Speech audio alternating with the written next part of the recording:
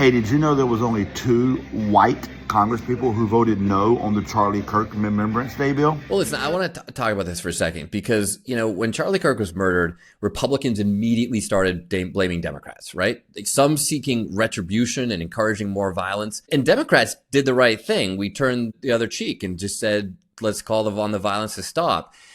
It's the right thing to do. I did it myself. But I also said we gotta stop taking this BS from the right. There's a couple facts here. Trump is instigating violence, not calling for it to stop. And by the way, most political violence does come from the right, not from the left. Well, look, those are just facts. But when MAGA people heard that, they just started flooding my office with death threats, not just against me, but against my kids. And you know what? There are a lot of Democrats who disagreed with me too and just said, well, this is not the time, Seth. But like, when is the time? I mean, when is the time to call them out on these lies? So, this vote for me was just a continuation of that argument. You're Democratic you're leadership, you're 100% right.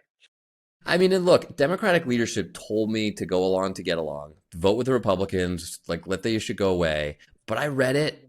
I agreed with the resolution's condemnation of violence, but I strongly disagreed with the way it just lionized Charlie Kirk, who was actually an incredibly divisive, even racist speaker. Yep. And so, Yep. look, Well, I'm just not going to go along. I'm not going to go along to get along here. I'm going to vote against this thing because I don't believe in it. you and I are sitting here talking about how Pete Hegseth's going to go after people of color in uniform. Pete Hegseth's going to go after trans people. This whole Charlie Kirk thing. This is white supremacy in action, and a big part of my platform has always been it's up to us as white people to use our privilege to speak out against white supremacy. It's our problem to solve.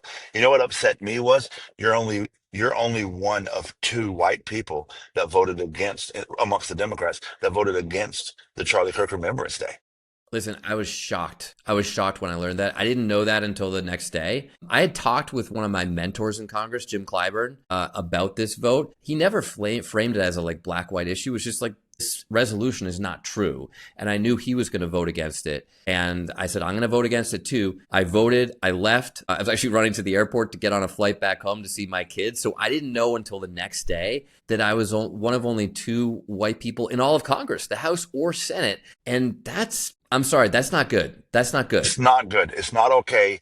And I'm glad that we have voices like yours, both voting against this white supremacy and raising the red flag that, like you said, this is not good.